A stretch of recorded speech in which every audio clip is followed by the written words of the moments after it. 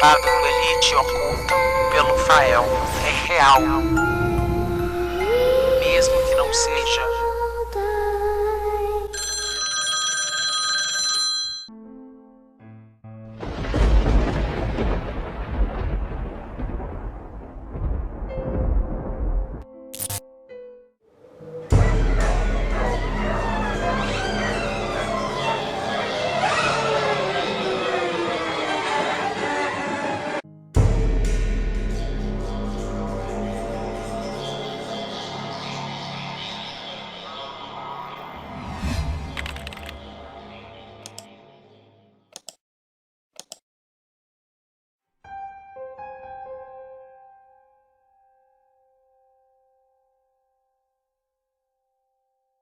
O meu nome é Isabela, eu tenho 30 anos e sou bióloga.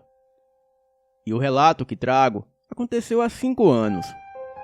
Na época, eu era recém-formada e participei de um projeto que visava, entre outras coisas, o estudo do comportamento de alguns animais, de hábitos noturnos, da floresta amazônica.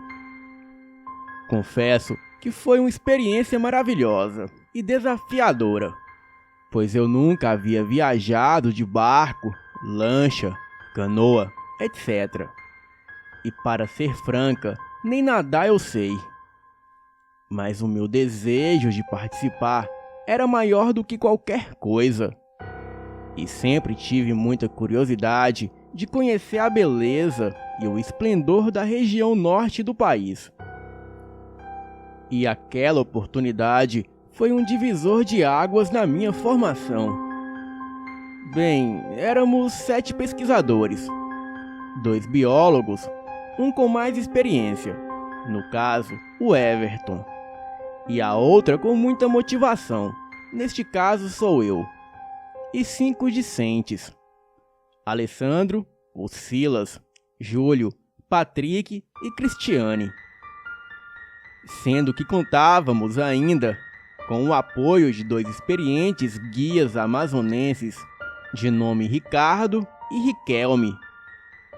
Esses eram conhecidos como 2 dos melhores guias para esse tipo de trabalho, pois eram nativos da região e acostumados a se embrenharem na mata. Conheciam vários lugares, sabiam utilizar os recursos da floresta e tinham amizades com algumas aldeias indígenas, além do costume de prestar serviço para universidades, faculdades, turistas, etc. Contudo, o que mais me chamava a atenção neles era a juventude e o fato de serem irmãos gêmeos idênticos. Sem mencionar, evidentemente, a beleza física. A ideia preconcebida de guias amazonenses eram de homens pertencentes à etnia indígena, ou até que vivessem em aldeias ou vilarejos próximos. No entanto, eles moravam num povoado afastado com a avó paterna. Herdaram a profissão do pai, já falecido, que costumava levá-los consigo em suas expedições como guia. E isso desde quando eles tinham 9 anos. Bem, me deparei com 2 belos irmãos, loiros de olhos azuis, com aproximadamente 1,75 m de altura, corpo belíssimo, voz máscula e muito bonita, que de tão idênticas não se conseguia definir de quem pertencia a voz. Bem, eles estavam vestidos com roupa militar e com um jeito muito descontraído e atencioso, embora experientes e sempre atentos a tudo. Era algo surpreendente, que mexia com a estrutura de qualquer mulher, principalmente uma que de tanto dedicar tempo aos estudos, negligenciava as suas necessidades femininas. Lógico que procurei manter a postura profissional impecável. E também ficava imaginando que o que não faltava para aqueles guias eram aventuras amorosas, se é que me entendem. Todavia, não havia sido para aquele tipo de coisa que eu entrei no projeto, embora me questionasse até quando eu conseguiria resistir. Bem, procurei focar no trabalho e evitar pensar muito. E algo que não posso deixar de mencionar é que só conseguimos distinguir os nossos guias quando eles estavam vestidos com camisas que tinham seus nomes escritos. E para não tentar pensar neles com maldades, eu procurava encontrar um defeito físico em seus corpos, o que não encontrava. E como se não bastasse, o fato de serem prestativos e simples só me deixava mais enlouquecida por eles. Cristiane e eu, querendo ou não, trocávamos olhares e sorrisos de cumplicidade, e chegando a suspirar sempre que eles estavam desatentos, ou auxiliando os garotos do grupo. Aqueles dois irmãos parecia ter uma atração magnética. O pior, que parecia não ter noção da própria beleza. Eu vigiava o meu olhar o tempo todo, para não cair na tentação de me deliciar olhando para os corpos deles e ser surpreendido por eles ou pelos nossos colegas de estudo. Sem mencionar que trilhas pela floresta proporcionava contatos físicos. Uma vez que nós deparamos com vários cenários e situações. Bem, eu chegava a me arrepiar só em ser tocada por um deles. Que fosse para passarmos por algum lugar perigoso. Ou talvez ocorresse um simples esbarrão.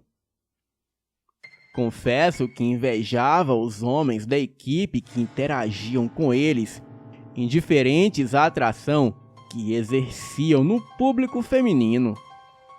O pior era que o jeito simples, solícito e bem-humorado deles só pioravam os instintos naturais femininos. E sempre que um deles dizia: "Posso ajudar em alguma coisa?", a minha vontade era de dizer: "Sim, pode. Arrasta-me para um canto qualquer e mata o meu desejo." Neste momento, eu suplicava a Deus que me desse decência e segurasse o meu facho. Até mesmo porque eu precisava defender a minha reputação e quebrar o conceito de mulher ser fácil e propícia a cair no desfrute, caso trabalhasse com homens em lugares isolados. Bem, mesmo com essa situação desvantajosa, eu conseguia focar e fazer tudo o que precisávamos para garantir uma boa pesquisa.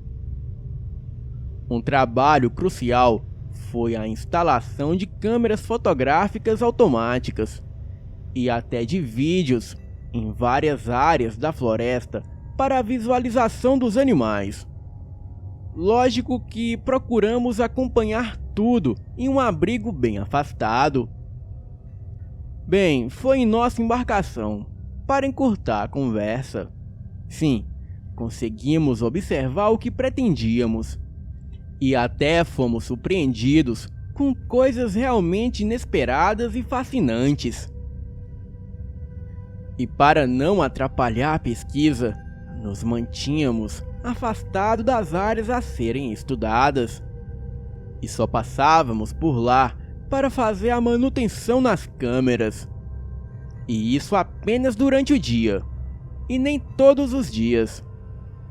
Bem, tomávamos o cuidado de deixar o nosso cheiro o mais neutro possível no ambiente. Isso para não afugentar os animais. E foram 3 intensas semanas de pesquisa, nas quais ficamos sob a orientação dos nossos guias. E devido a isso, conhecemos lugares, animais e paisagens memoráveis. Mesmo estando a trabalho, pudemos nos divertir em passeios, banhos de rios e muitas outras coisas. Ricardo e Riquelme nos levaram a lugares afastados do nosso campo de pesquisa, sempre respeitando os momentos de registro, elaboração e organização dos estudos. Eles sabiam aguçar a nossa curiosidade e o nosso espírito aventureiro, tornando tudo o mais agradável possível. E como mulher, eu me sentia realizada, e realizada ao ver aqueles gêmeos saborosos só de bermuda ou short, tomando banho de rio, subindo em árvores ou fazendo outras coisas, enquanto exibiam a exuberância de suas belezas, vigor e charme masculino. E com a convivência, Cristiane e eu nos tornamos cúmplices e desabafávamos que estávamos a ponto de enlouquecer, pois não havia um só defeito físico naqueles irmãos loirinhos, branquinhos e musculosos, bem diferente dos nossos colegas de trabalho, que eram barrigudos, baixinhos e pernas finas, com peles marcadas por espinhas e cravos, traseiros batidos e miudinhos no meio das pernas, impacientes durante a adversidade ou metidos a sabichões. Já os nossos guias eram esbeltos, porém com um corpo bem definido por músculos, rosto belíssimos e quase sem pelos, com um sorriso lindo e natural, jeito viril e meio selvagem, braço e peitoral bem definido, abdômen retinho e com gominhos de músculos tentadores, bundundinhos com um baita volume dianteiro entre as pernas, coxas e pernas grossas, peludinhas e definidas. Eram meio cambotas, o que conferia a eles um charme másculo no andar. Sem mencionar que não eram de dar chiliques e resolviam qualquer adversidade com bom humor. Sabiam se virar, improvisar, pescar, cozinhar e construíam fornos com pedras e gravetos para assar os peixes. Sabiam fazer repelentes contra mosquitos usando matéria-prima da floresta. E eram excelentes nadadores. Subiam em árvores com muita facilidade. E sabiam interpretar e distinguir os sons da floresta. Previam até o horário de chuvas, já que ali chovia todos os dias. E gostavam de contar lendas do folclore da região. Enfim, pois mesmo numa floresta, sabiam entreter e manter um clima muito leve no ambiente. Confesso que perdi as contas de quantas vezes suspirei por eles. Impressionantemente, eles eram tão parecidos que, mesmo com o passar dos dias, eu não conseguia diferenciar um do outro. E eram mesmo como duas versões de uma mesma pessoa. Silas, que era o mais brincalhão do grupo, inventou um apelido para eles, B1 e B2. E o mais estranho foi que eles levaram o fato na esportiva e não se incomodaram. Então, logo o apelido pegou. Pegou tanto que ninguém mais sabia quem era o Riquelme ou o Ricardo. E eles mesmos se referiam como B1 ou B2 quando nos confundíamos. Bem, e justamente neste contexto que terminamos os dias de registro em vídeo. E faltava apenas um dia para encerrarmos a pesquisa de campo. Resolvemos que no dia seguinte retiraríamos as nossas câmeras da floresta, até mesmo por já havermos colhido bastante material. E graças às baterias que levamos, conseguimos adiantar os nossos trabalhos. Então, decidimos encerrar tudo no penúltimo dia, para que no último só ficássemos descansando. Riquelme e Ricardo, como sempre, se mostraram satisfeitos em nos ajudar. E o nosso dia foi todo de trabalho. Eles também reforçaram os recursos para que partíssemos bem abastecidos. E no final da tarde, tivemos a nossa última refeição na margem do rio. E como não tínhamos mais nada a fazer, os meninos ficaram jogando, conversando e ouvindo histórias e relatos dos nossos guias. Tudo isso num clima de despedida e regado à bebida. A Cristiane, como sempre, fazendo brincadeiras e meio que se insinuando, jogando charminho. Aleguei estar exausta e queria me recolher. Por isso, tratei de me despedir de todos e ir para a minha rede. Acordei durante a noite, morrendo de sede. Tudo parecia bem tranquilo. Os homens já dormiam recolhidos em suas redes no cantinho masculino. Estranhei a ausência da Cristiane na rede, que ficava próxima à minha. Mas imaginei que talvez ela estivesse no banheiro da embarcação, ou mesmo aproveitando a vista da noite. Matei a minha sede e decidi fazer companhia para a Cristiane, caso ela estivesse contemplando a noite ou o luar. E foi quando me atentei aos sons parecidos com gemidos. Aquilo foi intrigante. Uma vez que os homens estavam dormindo embriagados pelos jogos e brincadeiras que envolviam apostas com bebida.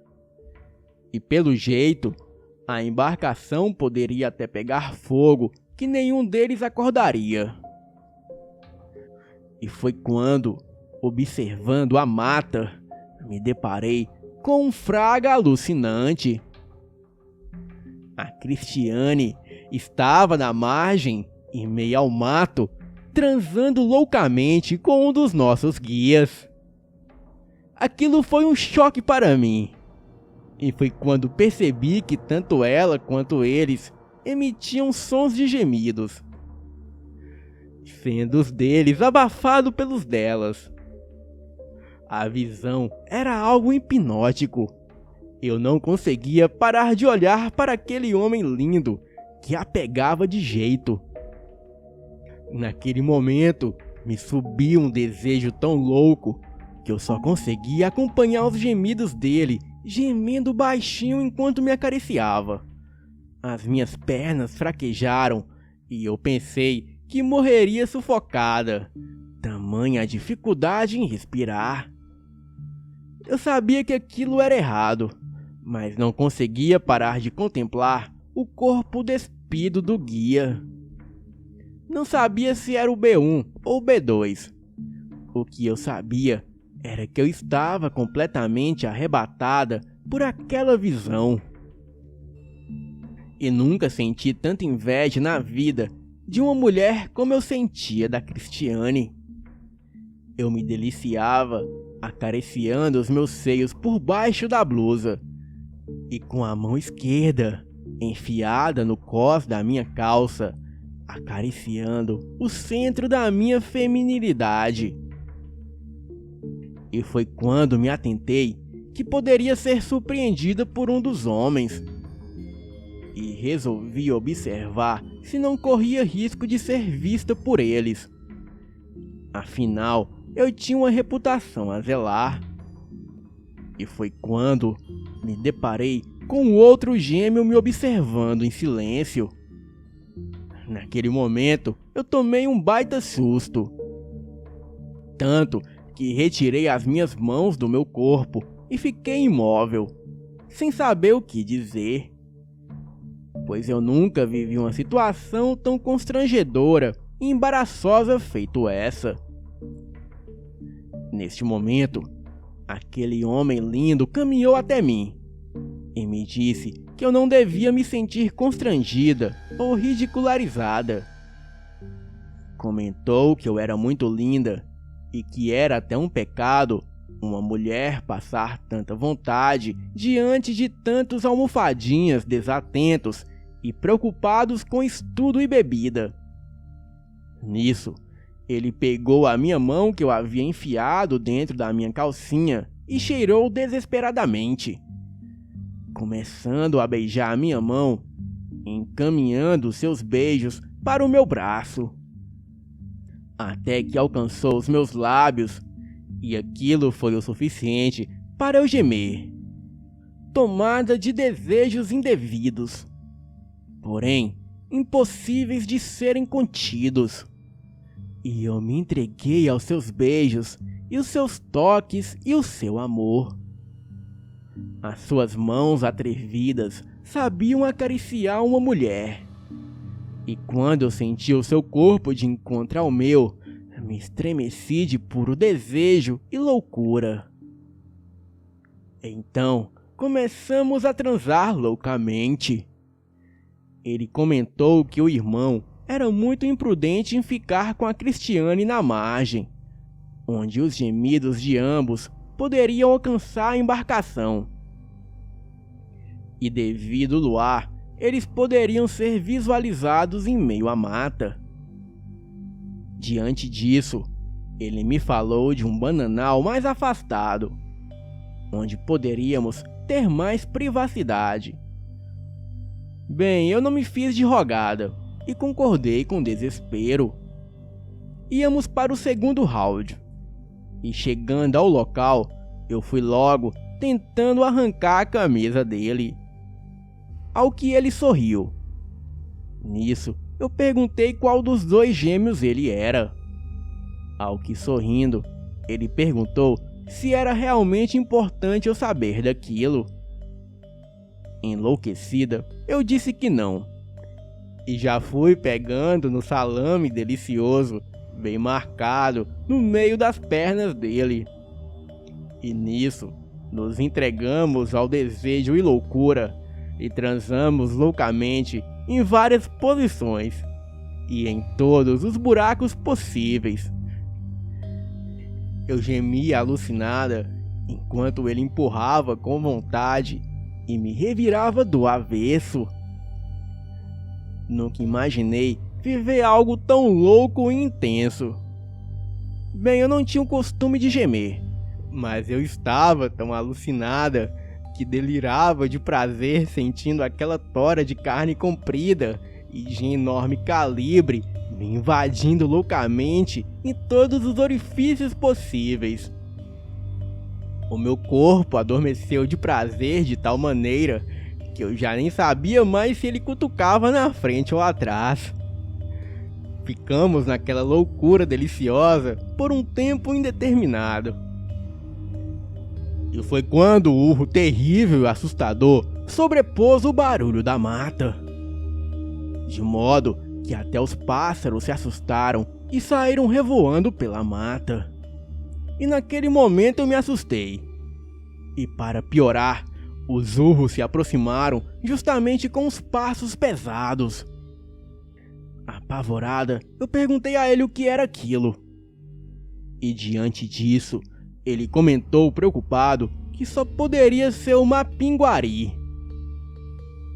E já foi recolhendo as minhas roupas e me pedindo para eu não fazer barulho e tratar de me vestir.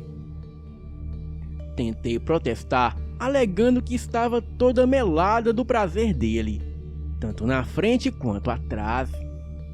E nisso, ele comentou que era um caso de vida ou morte, e que eu deveria me preocupar com isso depois de estar segura. Perguntei se ele também não iria se vestir, ao que ele respondeu que era um homem, e que a sua nudez não era motivo de escândalo ou destruição. E ele se mostrava atento à movimentação lá fora. E foi quando um fedor de carniça se espalhou pelo ambiente, justamente com gritos vindo da embarcação. Pelo jeito, o que quer que fosse, acordou o pessoal da embarcação. E foi quando o belo guia amazonense me pediu que eu confiasse nele. Insistiu que eu ficasse ali e não saísse por nada, até que ele improvisasse uma arma na mata para enfrentar a criatura. Depois disso, ele saiu do bananal já correndo para a mata, e eu tremia de medo, mas procurei confiar nele. Com algum tempo que ele entrou no meio dos enormes arbustos, eis que de lá saiu uma fera assustadora, uma mistura de gorila e cão, com cheiro de enxofre e carniça que impregnou o ar. O bicho passou tão rápido que eu pensei estar tendo alucinação de pavor. E contudo, ele correu para a área que ficava próximo da embarcação. E foi quando percebi que os meus colegas gritavam coisa do tipo: "O que é isso, meu Deus? De onde surgiram esses demônios?" Eu não me contive e decidi me aproximar com cautela. Saí do meio do bananal e fui atalhando pelo outro lado do caminho. Bem, eu morria de medo de cobras, mas naquele momento, o meu medo maior era a coisa pesada e o barulho de algo que parecia com um duelo de animais. Eu escutava urros e grunhidos característicos de cachorro, e foi quando avistei duas feras assustadoras e enormes que travavam uma luta mortal. Uma chegava a aproximadamente 3 metros de altura, de cabeça relativamente pequena, com o corpo coberto por pelos castanhos avermelhados, os braços alongados, corpo que lembrava o de um gorila, com pernas grossas e pés que lembravam de elefante. E no que seria a testa, um enorme olho que tomava praticamente toda a cabeça. E na barriga havia uma enorme abertura de aproximadamente 1 metro. Esta era transversal e lembrava uma perereca de mulher, mas com 4 enormes presas e vários dentes pontiagudos. Sem dúvidas, era uma boca por onde o ser emitia os seus ruídos graves e estridentes. E este expelia um cheiro de terra e carniça, que era percebido quando ele ficava de costas para o lado que eu estava. O outro ser era uma mistura de cão e urso, porém era um pouco menor. Tinha aproximadamente 2 metros de altura, mas não se intimidava com a criatura grande. O seu corpo também era coberto de pelos escuros, e a cabeça era como de um cão, com orelhas pontudas, grandes presas que mal cabiam na sua boca. Os dentes eram ameaçadores, e da sua boca escorria uma baba. E este, semelhante ao outro, se mantinha sobre as 2 patas com uma postura humanoide. Porém, as patas superiores terminavam com mãos que lembravam as de um ser humano, mas com enormes garras que lembravam os felinos de grande porte. As patas inferiores começavam com coxas que lembravam de um ser humano, porém tinha 2 joelhos em cada pata. O primeiro era como o padrão humano, mas o segundo, que ficava mais abaixo, era invertido. Os pés eram enormes e terríveis e grotescos. Os olhos vermelhos se fixavam na outra fera. E esta segunda criatura expelia um cheiro de enxofre e carniça. E eu só cheguei a confirmar que se tratava de um mapinguari e um cane do inferno quando pesquisei tempos depois. E as criaturas duelavam enfurecidos, um tentando intimidar o outro com patadas. O mapinguari tentava abocanhar o cane do inferno, que tirava o corpo saltando e tentando atingir mortalmente o inimigo. O mapinguari, por ser mais alto e ter as garras maiores, levava certa vantagem, mas tanto um quanto o outro retirava sangue e pelos da pele um do outro. Ambos urravam e a boca enorme do mapinguari se abria vibrando, babando e soltando um grito terrível e estridente. Apavorada, eu olhava para a embarcação onde os meus colegas de trabalho estavam. E todos eles, incluindo a Cristiane, observavam tudo abismado e gritando. Eu reparei que nem o B1 e nem o B2 estavam na embarcação. E eu soube tempos depois que o guia que estava com a Cristiane garantiu que todos ficassem seguros e correu para a mata em busca do irmão e de mim. Avisou que sabia como desviar a atenção da outra fera para manter o mapinguari ocupado e longe de todos. E de fato, antes que a fera alcançasse a embarcação, um cane do inferno apareceu e o desafiou. Eu me tremia de pavor, pois estava fora do barco e próxima daqueles monstros. E foi quando os meus amigos me viram e começaram a gritar para eu entrar no rio e voltar para o barco. E foi neste momento que um segundo cane do inferno apareceu, saltando nas costas do mapinguari e o atacando com fúria. O monstro soltou um terrível urro de dor e levou as duas patas para arranhar a criatura.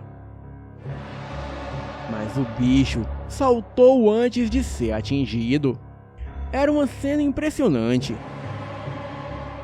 E vendo que tinha o apoio de um parceiro, o primeiro cane começou a crescer na luta. E logo, os dois canes ficaram lado a lado. E seus olhos vermelhos começaram a emitir um brilho fosforescente.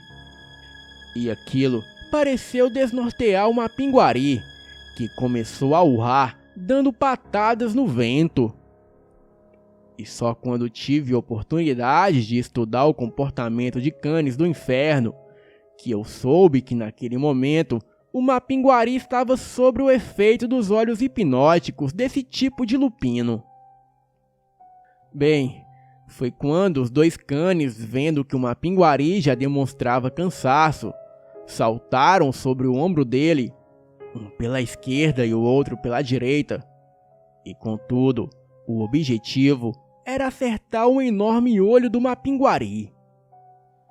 O ataque dos lupinos foi certeiro e inesperado para o oponente, que teve o olho vazado. E então soltou um terrível urro de dor. O animal se debatia e chegou a rolar no chão. Enquanto isso, os canes o observavam. E com certo tempo, o mapinguari se levantou enfurecido e, mesmo cego, tentava localizar e atacar os seus inimigos. E foi quando os canes se puseram atrás dele e, saltando sobre ele, atacaram seus ombros de uma maneira feroz e brutal. Eles usavam a boca e as patas no ataque e rosnavam enfurecidos. E foi quando presenciamos algo realmente grotesco. Os canes conseguiram arrancar os braços do mapinguari, que, gritando de dor, se debatia enquanto o sangue jorrava. E aquilo foi realmente assustador. E foi quando eu deduzi que eu seria a próxima vítima das duas feras vitoriosas. Então, eu corri para o rio até que cheguei ao barco. De acordo com os meus colegas de trabalho, o segundo ataque dos canes foram nas coxas do Mapinguari. E pelo jeito, aqueles lupinos ou tinham um instinto e tanto para duelar, ou tinham uma consciência humana e se combinavam muito bem. E como foi reduzido a apenas um tronco gritante, o Mapinguari estava totalmente dominado. E numa atitude grotesca, os canes enfiaram na boca do Mapinguari tanto os braços dele quanto as suas pernas. A criatura, não sei se por um instinto de fúria, devorou as próprias patas superiores e depois as patas inferiores oferecidas pelos lupinos grotescos e sanguinários. Não é à toa que dizem que canes do inferno são o pior tipo de lobisomens e os mais cruéis. E quando o Mapinguari devorou seus próprios pedaços, os canes enfurecidos levaram as garras na imensa boca do bicho e forçavam, grunhidos alucinadamente, até que rasgaram a boca do animal. O Mapinguari gritava de dor, até que estalos de ossos foram ouvidos. E diante disso, o terrível monstro morreu, tendo seus restos mortais arrastados para a mata pelos dois canes, que chegaram até a devorar alguns pedaços da criatura. E diante daquilo, a única certeza que tínhamos era de sair daquele local o quanto antes. Mas a nossa única preocupação era com os guias, até mesmo porque eles entendiam do manejo da embarcação. B1 e B2 regressaram algum tempo depois, e ambos pareciam exaustos. Segundo eles, tiveram que fazer um rastro de sangue de animais que encontraram pela floresta para atrair o segundo cane até o duelo, e depois afastar os canes para o mais longe possível da embarcação. E só quando já estávamos navegando pelo rio foi que os meninos se tocaram que poderiam ter gravado aquele terrível duelo. Contudo, o pavor foi tanto que ninguém havia se atentado a isso. E com o mês que havíamos vivido aquela experiência, apresentamos o nosso trabalho, mas evitamos mencionar qualquer coisa relacionada com a luta entre o Mapinguari e os canes do inferno. Até mesmo para não corrermos o risco de sermos apontados como loucos, ou alguém dizer que tivemos uma alucinação coletiva. Entretanto, eu particularmente tive uma surpresa. Descobri que fiquei grávida de um dos guias, mas não tive coragem de revelar nada, ou procurá-los, até mesmo por uma questão de caráter. Para mim, seria muito vergonhoso perguntar qual deles me engravidou. Bem, atualmente eu vivo para minha filha e para as minhas pesquisas. Conheci o Elite Oculta, e qual foi a minha satisfação ao ver que é o único canal que aborda a subdivisão lupina de lobisomens de sina, lobisomens albinos e canes do inferno, e também o quanto expõe relatos de Mapinguari ou pé de garrafa. Agradeço sinceramente ao Fael pelo seu trabalho maravilhoso. Me tornei a maior fã do canal e o tenho como o melhor canal de relatos. Muito obrigado pela oportunidade. Boa noite.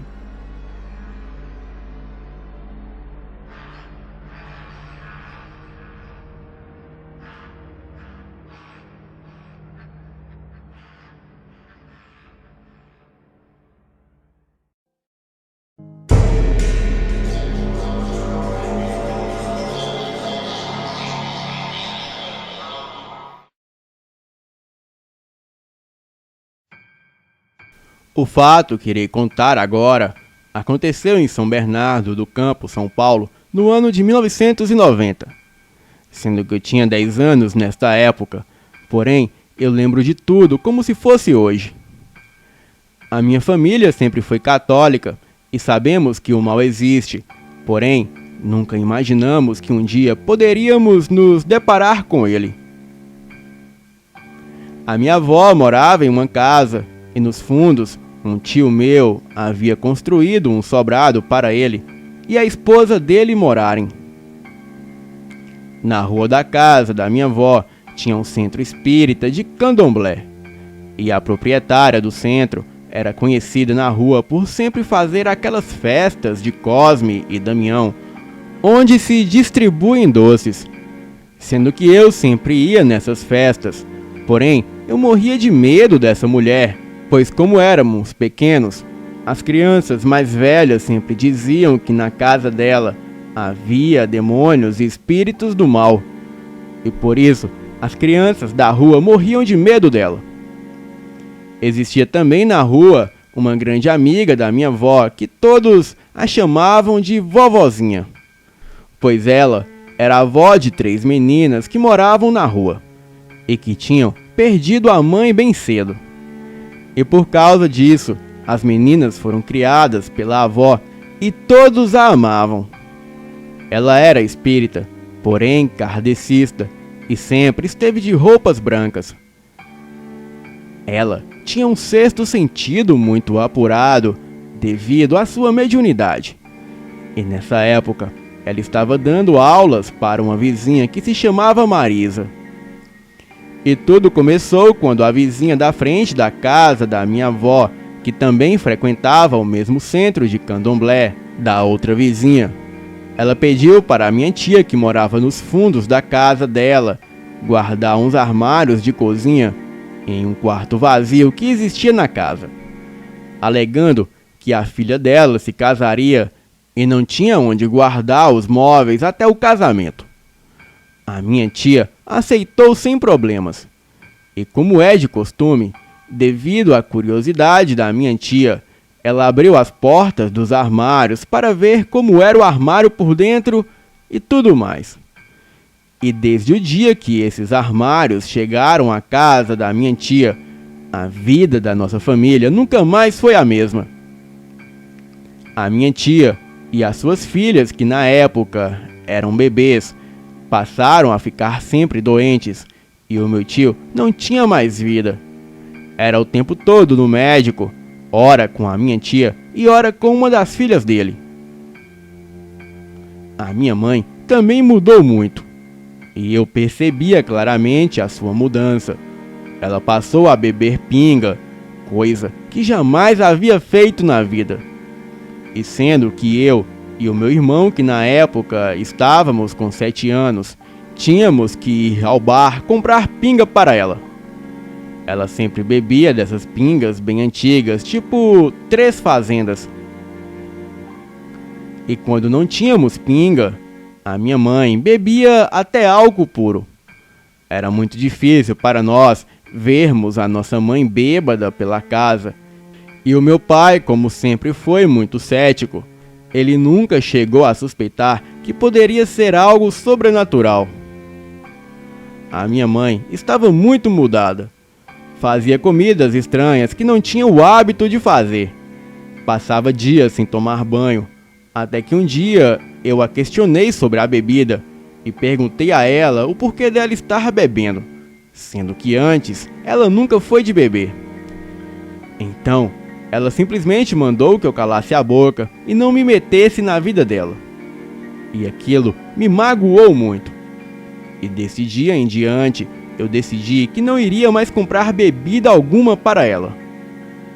O meu pai sempre chegava em torno das 18 horas do trabalho, e um dia estava próximo do horário que ele chegaria, e a minha mãe veio pedir para que eu ou meu irmão fôssemos buscar pinga para ela. Eu me recusei e convenci o meu irmão mais novo a não ir também. E nesse momento ela se transformou em um bicho e veio com uma cinta para me bater. Bem nessa hora, o meu pai chegou e tirou essa cinta da mão dela. E ela começou a jogar os copos para todos os lados e a jogar faca e tudo o que ela via pela frente. Então o meu pai colocou o corpo à frente de mim e do meu irmão para nos proteger. E um caco de vidro do copo cortou profundo seu braço. E depois desse ataque, a minha mãe desmaiou. Nós a colocamos na cama e ela ficou lá até o dia seguinte. E quando acordou, ela dizia que não se lembrava de nada. Nesse ponto, nós estávamos achando que ela estava enlouquecendo. Certo dia, a vovozinha que morava na rua da casa da minha avó a procurou e disse que algo de muito ruim estava para acontecer com a nossa família. E que se nós não tomássemos a atitude certa, na hora certa, poderia até mesmo acontecer uma morte na nossa família. E depois de uma semana que ela disse isso, o fato aconteceu. A minha mãe acordou como sempre, fez um arroz com abóbora, uma comida estranha que eu nunca havia comido. Bem, eu não comi no almoço e na hora do jantar ela veio me dizer que era para eu comer, sendo que eu disse a ela que eu não queria. E nessa hora, o meu pai já estava em casa. Então ela começou a rir muito alto e também a gritar com uma voz muito rouca e alta. Eu, inocente, comecei a rir também, achando que ela estava brincando ou coisa parecida. Mas quando percebi que não era brincadeira, eu me assustei, porque ela começou a gritar que queria o coelhinho branco dela. E também queria o arroz. Eu só sei que no desespero meu pai a colocou no carro e fomos todos para a casa da minha avó. E chegando lá, ela estava dormindo. O meu pai colocou a minha mãe na cama e de repente ela acordou e começou a se debater como se tivesse possuída mesmo. Ela gritava e dizia que acabaria com todos nós. E foi neste momento que a minha avó me tirou do local e me mandou para a casa dos fundos, o sobrado do meu tio. E nisso, as duas vizinhas que cuidavam do centro de candomblé apareceram e tentavam ajudar, sempre segurando a perna esquerda dela para ela se acalmar. E foi quando a vizinha Marisa, que estava estudando com a vovozinha as doutrinas espirituais, chegou e tentou tirar o espírito do corpo da minha mãe. Eu, neste momento, estava na janela do quarto da minha avó, vendo aquela cena toda. Ela gritava para aquele espírito sair em nome de Jesus e de nada adiantava. A minha mãe ria cada vez mais alto, dizendo que o coelhinho dela estava lá e que só faltava buscar o arroz que ela havia feito. Bem, quando a situação estava muito mais feia, a vovozinha entrou pelo quarto. Ela apareceu do nada e a primeira coisa que ela disse foi para as duas mulheres largarem o pé esquerdo da minha mãe e se retirarem, que não iriam mais necessitar da ajuda delas. Elas saíram e a minha mãe, ao olhar para a vovozinha, logo desmaiou. E todos que estavam lá foram embora, ficando somente a nossa família.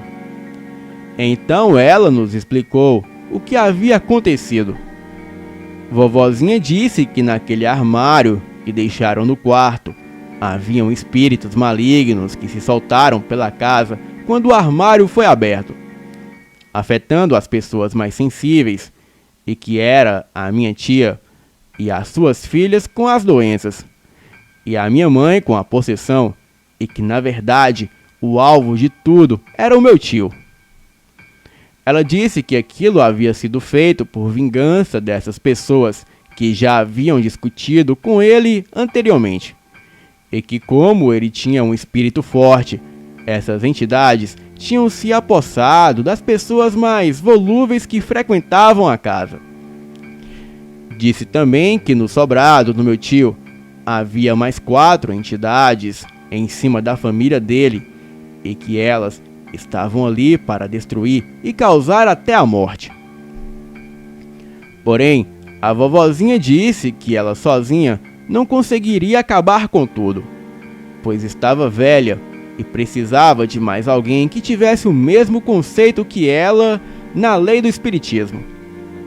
E foi quando meu pai lembrou que trabalhava com ele, um amigo que tinha um centro espírita, no mesmo segmento que a vovozinha.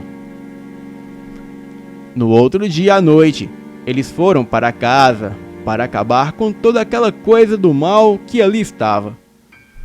Começaram pela casa dos fundos, espantando as entidades para a casa da frente, e assim continuaram depois, mandando elas para onde elas deveriam ir.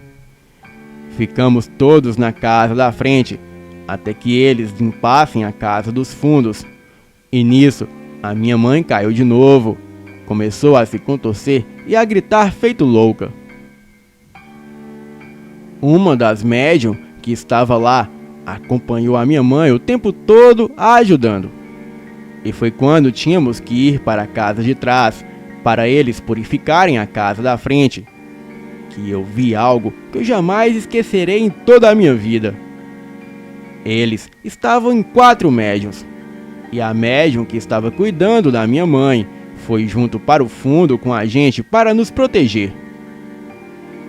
Sendo que quando estávamos entrando na casa, eu vi claramente alguma coisa chutar o pé dela e virá-lo com muita violência. Até cheguei a pensar que ela havia quebrado o tornozelo. Ela gritou e disse: "Saia! Saia e me deixe em paz! Aqui não é o seu lugar!" De repente, ela se levantou e andou como se nada tivesse afetado seu pé. Eu me recordo que era pequena, mas fiquei pasma e perguntei a ela diversas vezes se o seu pé não doía. Ela dizia para que eu não me impressionasse com aquilo, e também para que eu não ficasse pensando no que havia visto. Aqueles trabalhos atravessaram a noite, mas finalmente conseguiram purificar toda a casa, retirando de lá tudo de maligno que havia no local. E depois dessa sessão, a minha mãe teve que frequentar um centro espírita por 3 meses para se purificar por completo. Até hoje nos lembramos assustados desses acontecimentos. E a minha mãe diz que não se lembra de praticamente quase nada do que aconteceu. E nem mesmo do nosso aniversário de 1990 ela consegue se recordar, pois o ocorrido começou no início do ano e se dissipou até o próximo Natal. Boa noite.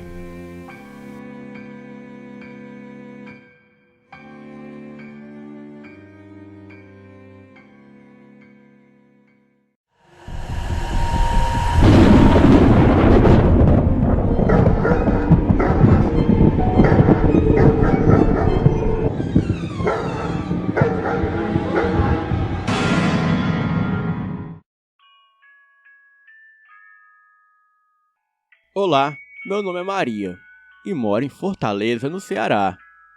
E o relato que vou contar aconteceu comigo quando eu tinha 17 anos de idade.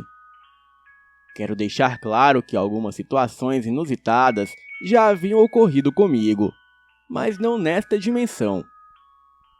Bem, aqui em Fortaleza há um cemitério chamado São João Batista e é influenciado pelo estilo gótico. Muitos anjos, mausoléus, estátuas enormes e macabras. E nas épocas douradas, quando ele era o mais chique da cidade, vários políticos e até desembargadores e juízes eram sepultados lá. E quando se popularizou aquele estilo de cemitério, o local foi deixado de lado. Bem, acontece que parentes da minha mãe vinham há muito tempo sendo sepultados lá. E a ela foi destinada a tarefa de sempre atualizar os pagamentos do jazigo que a família dela possuía lá. Nesse dia, ela me pediu para acompanhá-la até o cemitério, para que ela pudesse quitar o carnê do mês referente. Bem, e eu que adoro o estilo e a arquitetura do lugar, fui de bom grado. Era um mês de setembro e as flores dos cajueiros sempre me davam bastante alegria.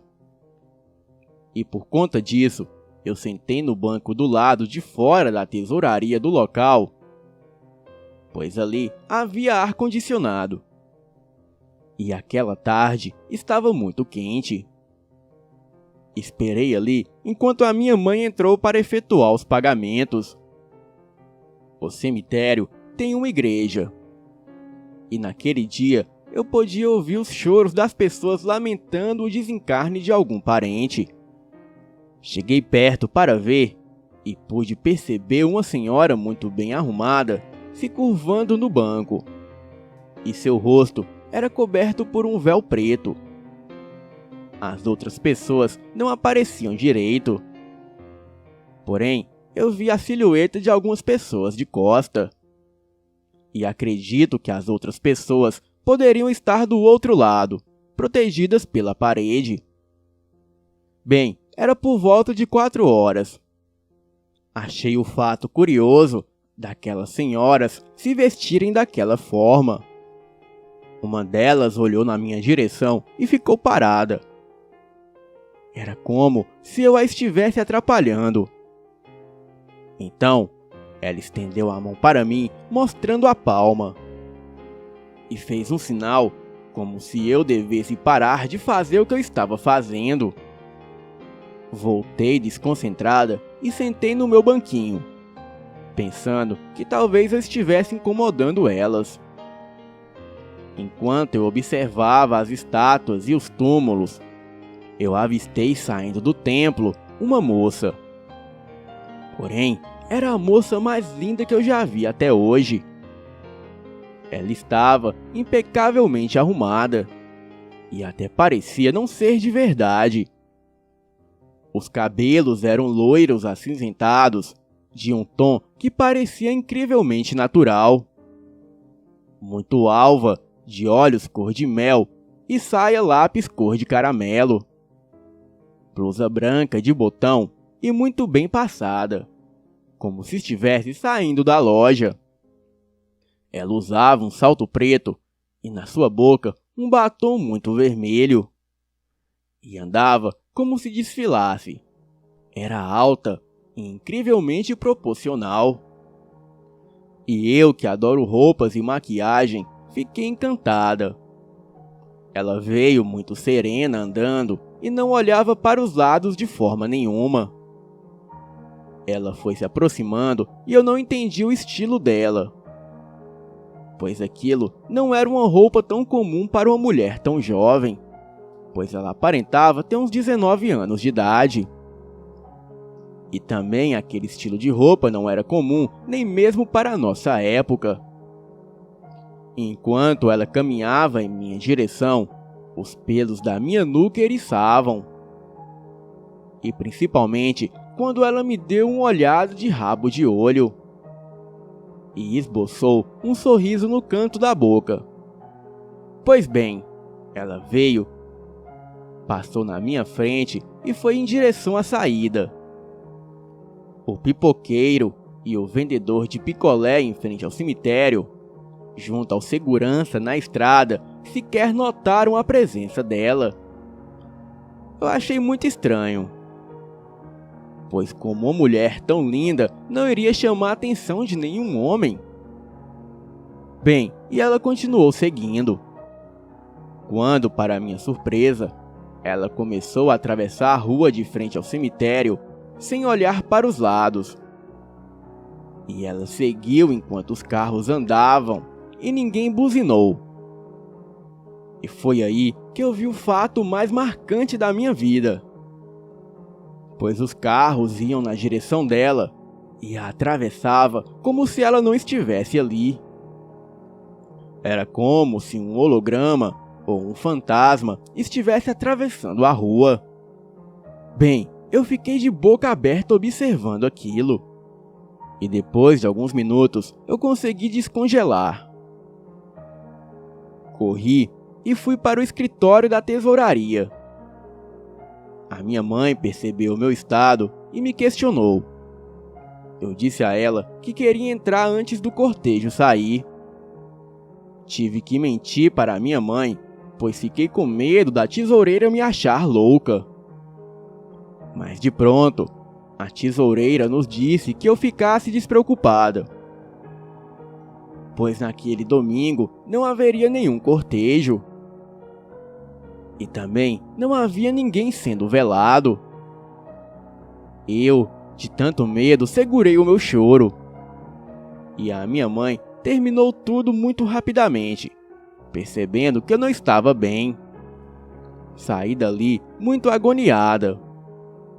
Enquanto o pipoqueiro, o sorveteiro e o segurança batiam papos descontraídos lá fora. Bem, eu nunca mais fui lá. E coitada da minha mãe, que vai sempre sozinha. Bom, este é o meu relato. Boa noite.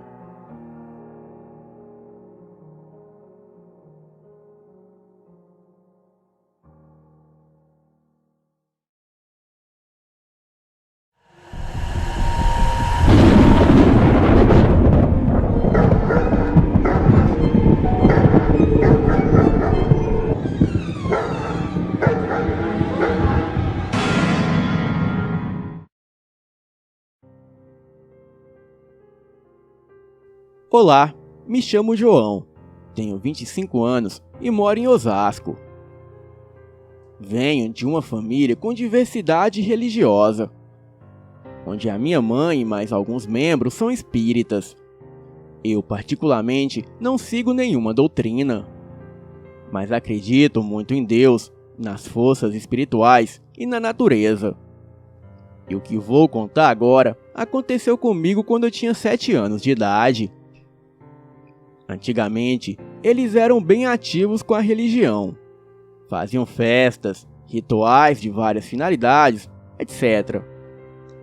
Na maioria das vezes, as reuniões aconteciam na casa da minha tia-avó, que é mãe de santo. Até então, uma hora ou outra, algumas coisas diferentes marcavam presença, como o vento frio que vinha do nada, e barulhos de salto andando pelos cantos da casa. A minha mãe sempre explicou que aquilo não era nada maligno, como a grande maioria pode pensar. E de fato não era mesmo, pois sempre que aconteciam tais coisas, era porque alguém ali presente estava sendo liberto de algo ruim. Sem contar que nunca fomos atacados por nada nessas reuniões.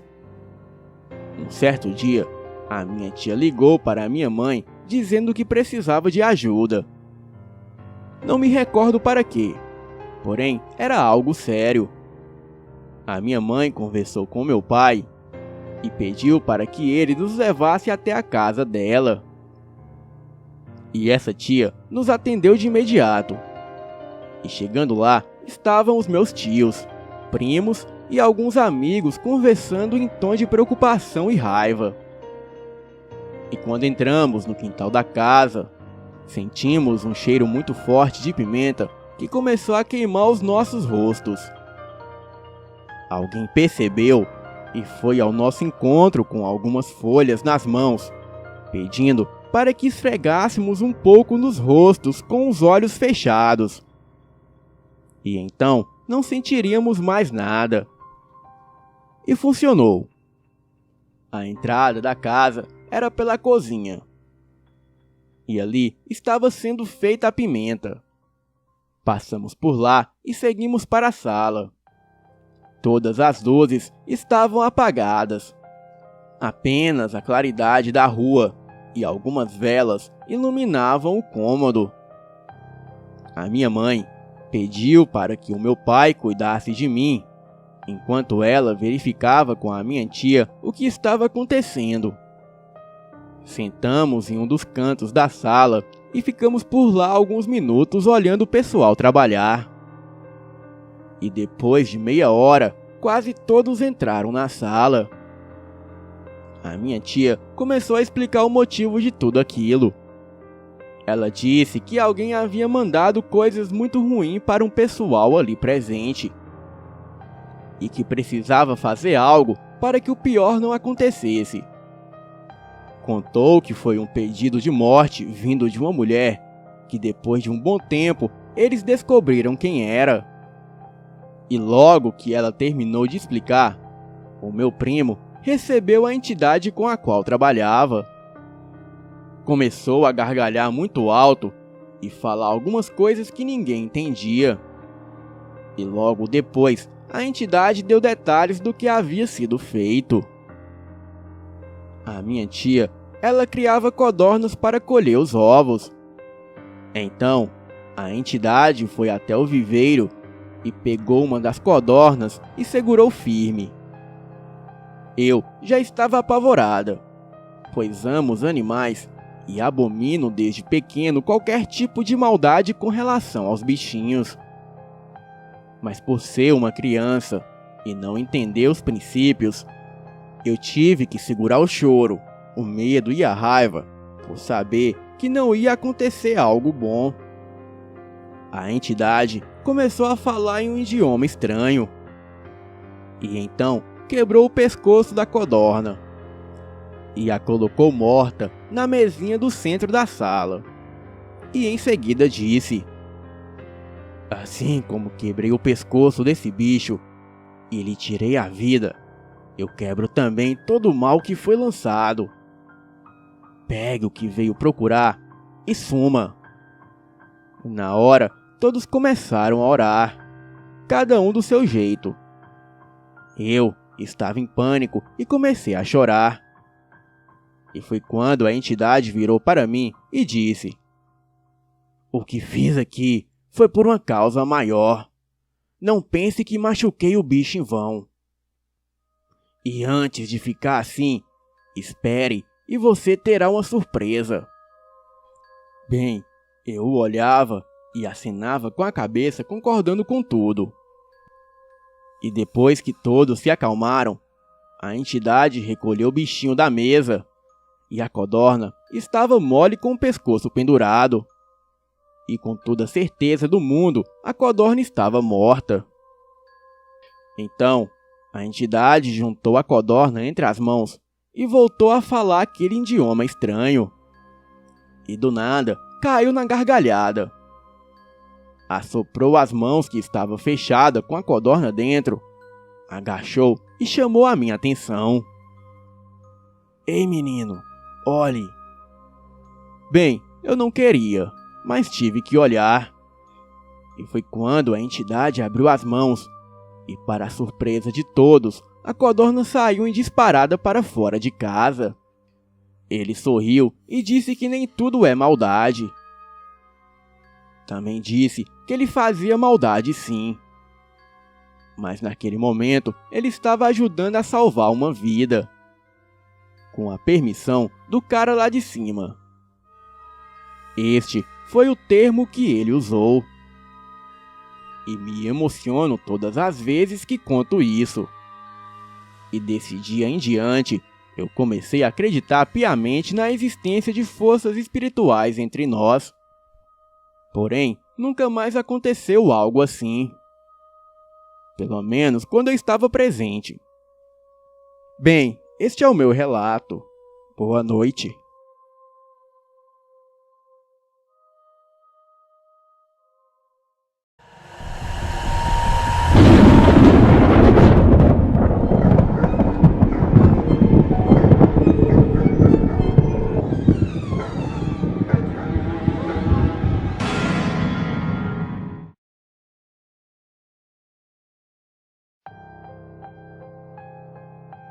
Boa noite, me chamo Júnior e sou de Carolina, no Maranhão.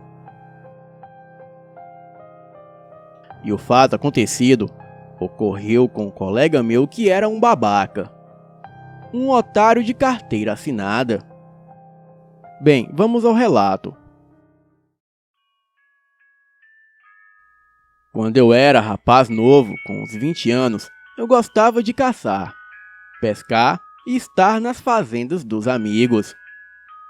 Gosto muito da natureza até hoje. E sempre que posso, vou acampar, passear e curtir a natureza. Mas naquela época, com a empolgação da juventude, eu gostava mesmo era de caçar e pescar com arpão. Eu e os amigos íamos aos lugares mais distantes do município atrás de uma boa caçada e de uma boa pescaria de mergulho. Caçávamos de tudo, desde cutias, pacas, veados, perdizes e muito mais. E na pesca, pescávamos de tudo. O que passava na ponta do arpão nós pegávamos. Tínhamos um amigo que era proprietário da fazenda Santo Onofre, que se chamava Roniel. Este tinha 8 filhos, e todos eles eram meus amigos. E uma das meninas era a minha namorada. Eu e alguns outros amigos frequentávamos a casa dele. Em uma tarde de calor, no meio da conversa, alguém sugeriu que fizéssemos uma caçada de caititu durante o dia em cima da serra e à noite uma caçada de espera. Bem, foi uma algazarra e começamos a planejar a caçada. Planejamos também o que levaríamos para comer, para beber e não podíamos esquecer das armas e munições. E este era filho de um gerente do Banco do Brasil de nossa cidade e se chamava Salles. Era um cara de personalidade difícil, encrenqueiro, abusado e fazia brincadeiras bestas com os outros. E aquele cara era um otário, um imbecil. Porém, ele tinha muitas armas. E de espingardas a revólveres ele tinha. E sempre andava com uma soqueira de chumbo no bolso para ficar ameaçando os mais fracos. O cara só vivia aprontando. Chegando no dia da caçada, nos reunimos na minha casa para podermos sair para a fazenda Santo Onofre. Os caçadores começaram a chegar. Quando, para o meu desprazer, chegou o Salles com a matula completa. Fiquei chateado, mas fazer o quê? Não ia estragar uma caçada das boas por causa dele. Entramos na caminhonete do meu pai e antes de sairmos, ouvimos as recomendações de nossas mães. A minha me alertou para não brincar com Salles e eu acenei positivamente com a cabeça. E assim, saímos rumos à fazenda do Roniel. Chegamos próximo das 8 horas da manhã, pois saímos de madrugada cedo. E ao chegarmos no local, desfizemos as nossas malas e levamos os alimentos para cozinhar. E verificamos as nossas armas e munições. Combinamos que comeríamos um frito e sairíamos lá pelas 10 horas da manhã para subir a serra e começarmos a caçada. Iríamos para uma velha tapeira. Tapeira é uma casa velha e abandonada no campo. E lá tinha uma cacimba que os catitus bebiam. Chegamos e nos dividimos em duplas. Éramos 6 pessoas. E para o meu azar, o Salles ficou comigo. Enquanto caminhávamos, ele conversava todo tipo de besteira. Falava mal das filhas dos amigos de nossos pais.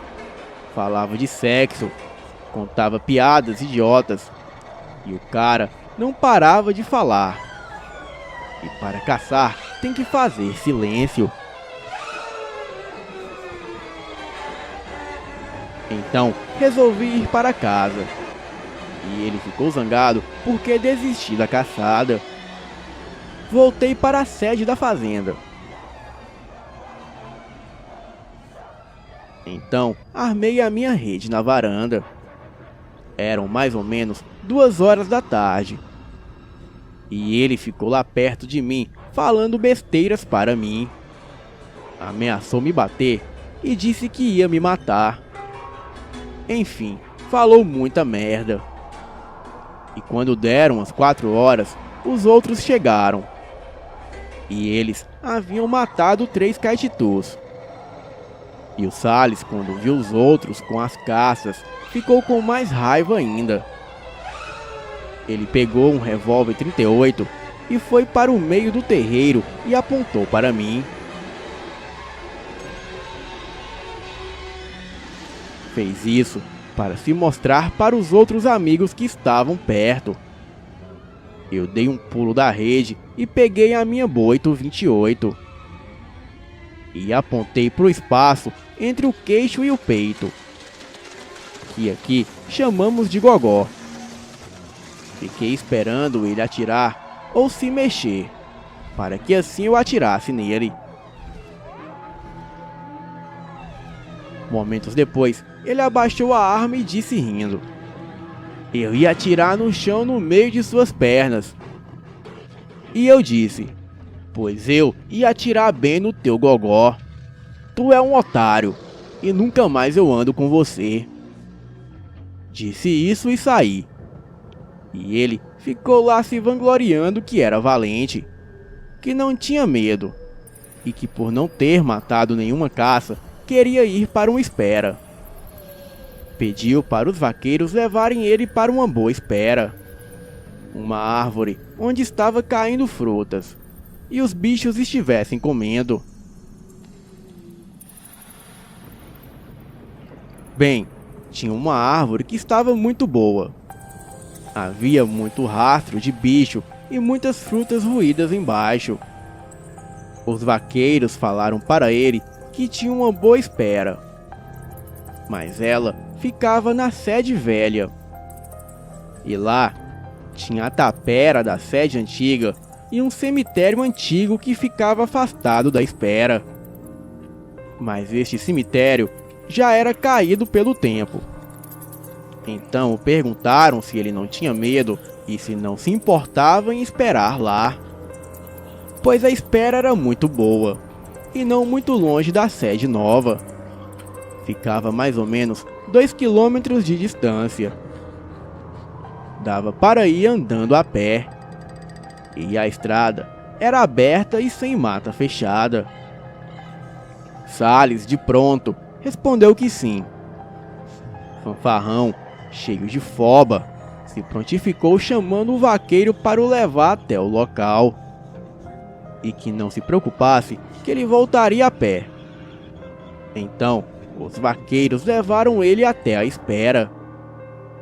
E quando se viu debaixo da árvore, ele tratou de subir e arrumar a rede numa posição que lhe favorecesse uma melhor visão de tiro. Bem, já se passava das 8 da noite. Ele ouviu uma ladainha ao longe. Ladainha são cantos religiosos usados em rezas, velórios e funerais. E esta ladainha estava chegando cada vez mais perto, até que ele ouviu o caminhar embaixo da árvore.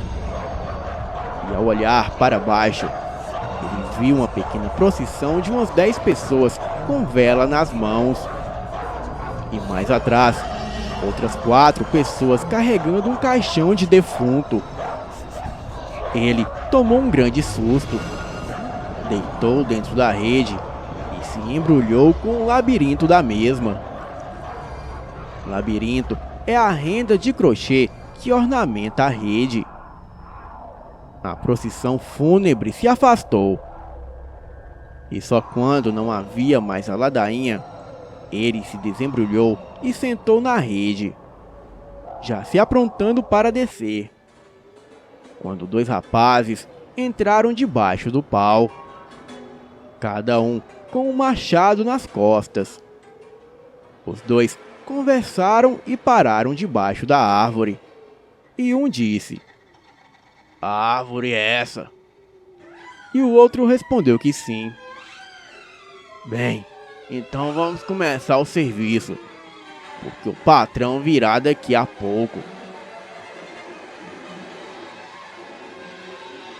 E assim começaram a golpear a árvore. E lá de cima o Salles gritava: "Parem! Eu estou aqui em cima! Parem! Me deixa descer!" Porém, os seus gritos não adiantavam. Parecia que os rapazes não o escutavam. E assim continuavam cortando. E a cada golpe dos machados, a árvore tremia, sacudia, e Salles se agarrando para não cair. Então ele, vendo que a árvore iria tombar ao chão, ficou a calcular que quando a árvore fosse tombando e que ao chegar perto do chão, ele pularia para não ser acertado pelos galhos. E assim decidiu. Bem, a árvore foi tombando.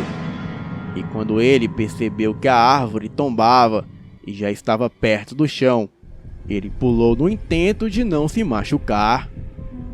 Mas para sua surpresa, a árvore estava em pé. E ao pular, ele caiu no chão quebrando um braço e as pernas. Uma na altura da coxa e a outra no tornozelo. E ele ficou lá à noite e quase que o outro dia todo. Foi quando o pessoal, preocupado com a demora, resolveram ir lá na espera atrás dele.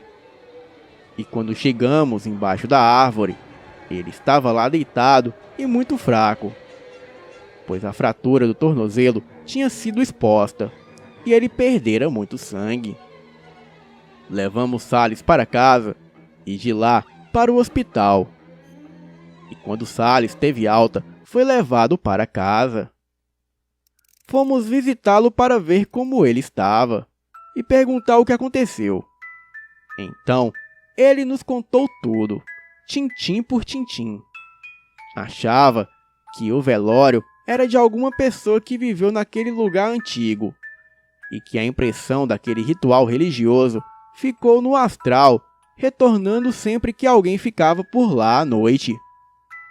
E que os rapazes eram funcionários da fazenda antiga e que morreram por lá. O antigo dono tinha o costume de matar os funcionários para não lhes pagar os salários devidos. O Salles de repente ficou humilde. Ele teve tempo para refletir sobre os seus modos e a atitude para com as outras pessoas. Me pediu desculpas pela grosseria e por ter me apontado uma arma. Então, eu pedi-lhe desculpas por também ter lhe apontado uma arma. E depois disso, o Salles se tornou uma outra pessoa, mais educado e muito mais gentil com os outros. Tempos depois, o pai dele foi transferido para outra cidade no Paraná. E ele passou em um concurso e se casou, formando uma família feliz. Até hoje somos amigos e conversamos muito pela internet. Salles agora não caça mais e é um pai exemplar e religioso. Isso tudo por causa das visagens que ele teve naquele dia fatídico. Aprendeu uma boa e valiosa lição de vida. Boa noite.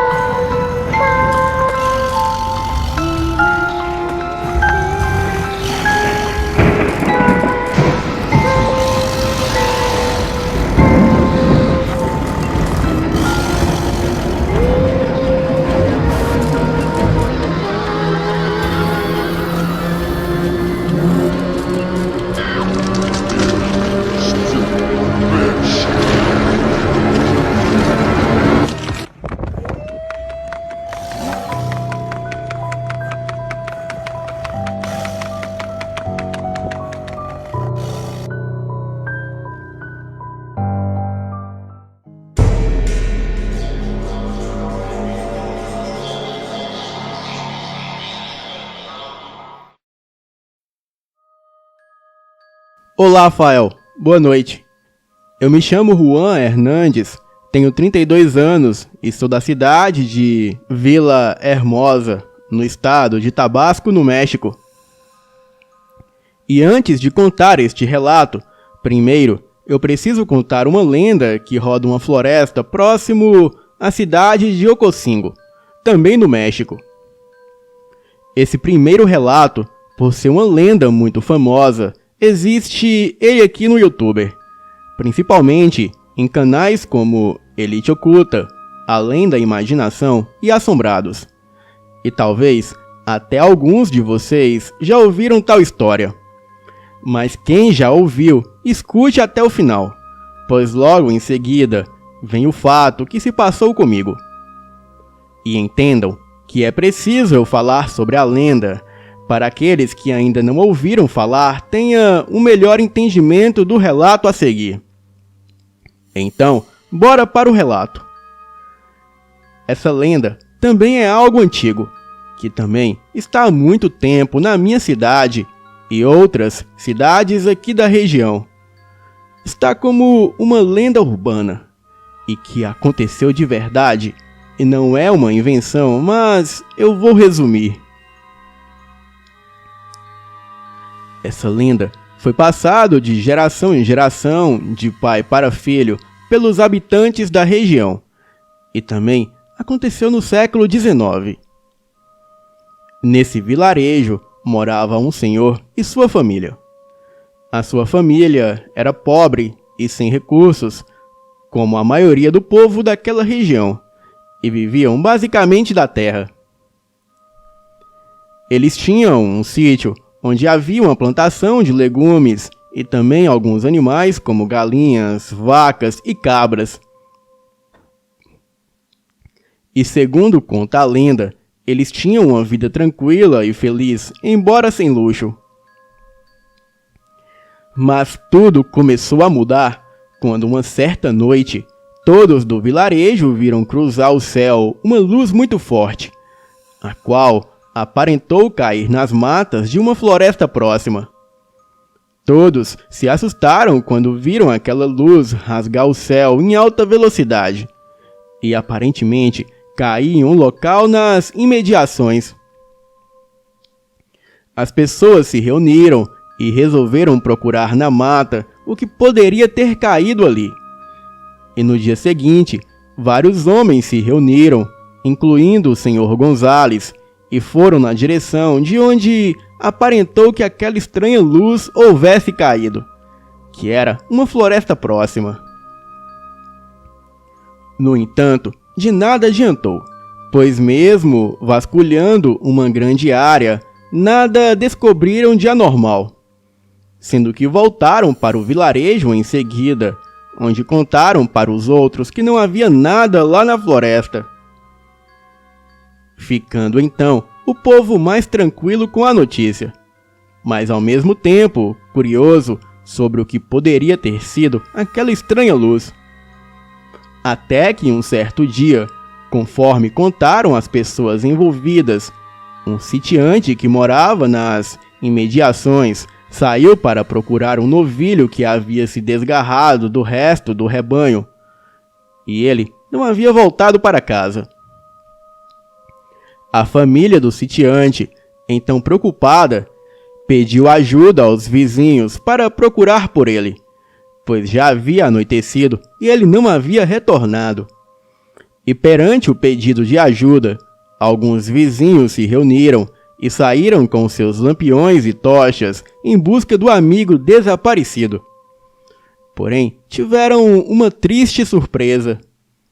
Encontraram o sitiante caído na mata, morto e de uma forma bem estranha. O seu corpo estava rasgado do pescoço até a cintura e não havia nenhum órgão interno. Era como se algo ou alguém o tivesse assassinado, aberto o corpo e retirado todos os seus órgãos de uma forma misteriosa. Então, foi chamada a força policial da cidade mais próxima, a qual fez uma varredura no local e algumas investigações, mas não se chegaram a nenhuma conclusão, pois com os precários recursos da época, eles nem chegaram a identificar o tipo de arma ou objeto que havia matado o tal homem. Algumas semanas depois desse intrigante fato, outro morador desapareceu misteriosamente, o qual disse que iria até uma cachoeira que existia nas imediações. Também não retornou para casa até o anoitecer. E da mesma forma como foi feito antes, mas com mais medo e cautela, um grupo saiu para as buscas. E a uma certa distância, após a cachoeira, foi encontrado também o corpo do morador morto, e dessa vez todo estraçalhado. Como se tivesse uma fera o atacando, e como antes, também não haviam órgãos internos em seu corpo. Este fato gerou um pânico geral no vilarejo, pois já era a segunda pessoa a morrer de forma brutal e misteriosa na região, coisa que nunca aconteceu antes. E novamente foi chamada a força policial, a qual, da mesma forma que antes, fez uma investigação, interrogatórios, mas nada resolveu, dizendo que talvez fosse algum animal selvagem que tivesse matado o morador e devorado os seus órgãos internos. Passado mais uma semana, foi a vez de um jovem desaparecer da mesma forma. O seu corpo também foi encontrado nas margens do rio, mas decapitado, o tórax rasgado e sem órgãos internos. O pânico que já existia no local, a partir desse novo assassinato, virou histeria geral, e todos clamaram por justiça e pela solução do problema. No vilarejo, havia uma senhora meio cigana e meio vidente, a qual disse que aquilo não era obra dos homens e nem de animais, e que sim, era algo que as pessoas não conheciam. Até que um dia, o senhor Gonzales resolveu criar um grupo de homens para caçar o animal, ou o que quer que fosse, o responsável pelas mortes. Então, um grupo com 5 homens resolveu sair para fazer uma varredura na mata. Naquela noite, o senhor Gonzales, ele não pôde ir à caçada, pois havia torcido o pé em um buraco quando capinava o roçado perto de casa. Então, apenas aqueles 5 homens partiram para tal caçada. Eles também pediram para a senhora, que era vidente, os acompanhar, imaginando que com ela no grupo pudesse haver mais proteção, devido ao seu dom de clarevidência. E para acompanhar a senhora, a sua neta também resolveu ir junto para ampará-la, caso fosse necessário. Então, na manhã do outro dia, partiram os 5 homens, as 2 mulheres e todos os homens armados com revólveres e rifles. A senhora, que era vidente, e sua neta, foram em busca daquilo que seria o responsável por todos aqueles ataques. E segundo se conta, eles andaram por quase o dia todo vasculhando a floresta em busca de pistas, até que encontraram estranhas pegadas que, segundo disseram, não era de homem e também não eram de animais conhecidos. E mesmo assustados, eles seguiram procurando. E passados alguns quilômetros desse último local, todos pararam em uma clareira para descansar e comer um lanche que haviam levado. Estavam todos exaustos e quase desistindo da busca, pois achavam que nada encontrariam. E segundo uma das sobreviventes contou, foi neste momento que ouviram um ruído na mata, como se fosse algo se aproximando. Todos ficaram assustados, e os homens prepararam as suas armas, não sabendo o que poderia ser. E foi quando algo começou a correr em volta deles, em círculo pela mata e em alta velocidade. Todos viram as folhas das árvores e plantas se mexendo, e o barulho de algo se movendo rapidamente, rodeando todos, mas ninguém via o que era. Até que em um determinado instante surgiu da mata, em alta velocidade, uma criatura alta, com corpo coberto de escamas, de cor acinzentada, com muitos dentes enormes, garras afiadas em suas mãos e com olhos avermelhados. A criatura pulou e desceu junto aos homens do grupo, girou rapidamente de uma forma muito rápida e foi matando um a um dos homens do grupo. E todos os 5 foram exterminados de forma brutal, tendo seus corpos rasgados, dilacerados e 2 decapitados. Após o extermínio geral dos homens, a criatura soltou um urro e se dirigiu para as 2 mulheres que estavam caídas no chão em estado de choque.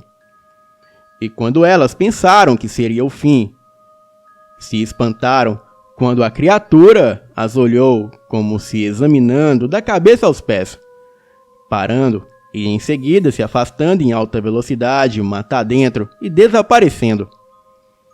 E depois daquele massacre, a polícia enviou alguma guarnição completa ao vilarejo. A floresta foi vasculhada por toda a região, mas nada foi encontrado. Passadas mais ou menos 2 semanas do acontecido, mais um morador foi encontrado morto da mesma forma.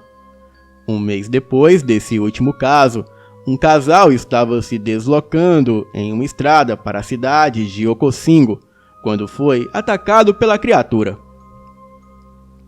A mulher disse que em um certo ponto, quando a floresta em volta era mais densa, a criatura surgiu e saltou sobre a carroça e arremessou seu marido no chão, pulando sobre ele e lhe rasgando o corpo com as suas garras. E em seguida, do mesmo modo que antes, a criatura se aproximou da mulher, a examinou de cima até embaixo e nada fez com ela, se afastando dali em alta velocidade mata adentro. E depois desse último assassinato, nada mais aconteceu, mas também nada foi encontrado e o mistério continua não solucionado. Bem, agora vamos para a parte sobrenatural que aconteceu comigo nessa mesma floresta. Como já disse, essa lenda é bem famosa aqui na região. Então, certa vez, os meus amigos de faculdade e eu alugamos um lugar em um lago nessa floresta, apenas para um fim de semana para nos divertir, beber e investigar tal lenda. Queríamos fazer uma matéria tipo A Bruxa de Blair. Estávamos todos em nossos 20 e poucos anos, e era para ser apenas tudo por diversão. Na maioria das vezes era bem isso. E na sexta-feira à noite e no sábado de manhã, nós nos divertíamos nas águas e apenas fazendo coisas divertidas e estúpidas. Bem, naturalmente, quando a tarde de sábado chegou, estávamos todos tão mortos de cansados que decidimos que seria uma noite sem beber. Talvez um pouco de maconha para relaxar. Acendemos aquele cigarro e ficamos falando da lenda da criatura que matava os homens naquela floresta. Porém, não levamos nada muito a sério, pois antes de nós, outras pessoas e equipes de reportagens adentraram a floresta para buscar evidências de tais lendas, porém nada foi encontrado. Então, por volta de 21 horas, cerca de 4 de nós estavam dentro da cabana e 2 do lado de fora. A cabana era grande, de 2 andares, e era cercada pela floresta, e depois, descendo pela floresta, você via o lago. No dia que chegamos em Ocosingo, moradores locais nos advertiram sobre vibrações estranhas emanadas da floresta, e talvez fosse a criatura, ou talvez fosse os fantasmas dos homens mortos. Aquilo parecia muito a bruxa de Blair, mas olhando de modo racional, eu presumi que eram os caipiras irritados porque éramos um bando de universitários querendo nos divertir. E quando chegamos na cabana, o lugar parecia estar abandonado há décadas. E aquilo foi muito estranho. De qualquer forma, 3 dos meus amigos estavam na varanda dos fundos do andar de cima, e o meu outro amigo e eu estávamos lá embaixo conversando sobre essa cabana velha perto da floresta. Mas de qualquer forma, foi apenas uma noite muito agradável. O meu amigo e eu estávamos nos perdendo na conversa e de repente uma sensação estranha nos envolveu, como um forte arrepio que veio da floresta atrás de nós, e foi tão forte que nós dois ficamos em alerta. Mas em seguida, um canto alto veio abruptamente da floresta. Não tenho ideia de quão longe estava, por causa do eco entre as árvores, mas eu tenho certeza que as vozes vinham de dentro da floresta. Parecia um culto cantado, e todas as vozes eram masculinas. Quero dizer, as vozes eram barulhentas, sinistras, perfeitamente sincronizadas, em uma língua desconhecida. Acho que ficamos congelados por cerca de 20 segundos. E eu não sei como explicar um sentimento que veio com aquele coral diabólico. E eram vozes bem malignas. Eu estava tremendo quando chegamos ao segundo andar e encontramos o resto da turma também apavorados. Então, saímos correndo para a varanda com os outros 3 amigos, e um deles era o meu irmão. No momento em que chegamos lá, o canto havia desaparecido, e segundos depois, ele recomeçou. Então, todos nós estávamos lá fora, olhando para a floresta, ouvindo esse cântico que às vezes soa longe e depois soava relativamente perto. Todas as vozes masculinas na língua mais estranha que eu nem sei o que era. Parecia uma estranha igreja satânica. Então, seguindo o canto, avistamos um clarão vindo do céu como se fosse uma bola de fogo. Porém, aquilo foi muito rápido e logo se chocou no meio da floresta. E 5 segundos após o impacto, nós ouvimos um estrondo alto daquele enorme objeto de metal em chamas batendo no chão. E então veio a pior parte. Saindo de dentro da floresta e vindo na direção da cabana, caminhava um homem alto com um manto negro cobrindo todo o seu corpo. Esse homem estava gemendo, como se estivesse gemendo de muita dor. E todo o meu cabelo estava para cima, e aquela foi a minha experiência mais bizarra de todas. O meu irmão e eu estávamos olhando um para o outro, com uma mistura de pânico e horror. E quando aquele homem notou que estávamos ali na varanda, o observando, ele abriu um rosnado para nós, como fazem os gatos quando querem brigar. Então, ele voltou correndo para dentro da floresta. Eu falei: "Ah, meu Deus, agora ele vai avisar os outros." Rapidamente trancamos todas as portas e janelas, e então o cântico voltou, que eventualmente logo se extinguiu. Eu estava tão assustado com isso que eu queria chamar a polícia. Um amigo me disse para não ligar para a polícia, pois aquilo eram os caras bêbados só brincando de nos pregar uma peça. Mas como explicar o objeto flamejante caindo do céu? E de jeito nenhum isso vinha de caras bêbados. O coral estava perfeitamente em sincronia, e então o estrondo e o homem estranho que apareceu logo em seguida gemendo de dor. A floresta era tão grande que aquele coral poderia estar em qualquer lugar. E definitivamente não estava em nossa proximidade, mas estava perto o suficiente para ouvir tudo isso perfeitamente. Apagamos as luzes e trancamos tudo, e cerca de meia hora depois, os cânticos já haviam parados, mas nenhum de nós conseguiu dormir.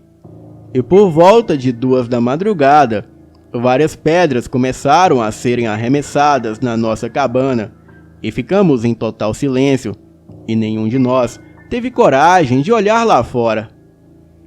E pouco depois, aquilo tudo parou e o sol logo nasceu. Arrumamos as nossas coisas bem rápido, e não consigo explicar o alívio de sair de lá na manhã seguinte. Mesmo agora, isso me dá a pior sensação. E nunca esquecerei aquele momento. Eu só posso imaginar que era alguma coisa relacionada com a lenda que contei no início do relato. Mas o que será que tem naquela floresta de Ococino? Eu é que não quero descobrir. Boa noite.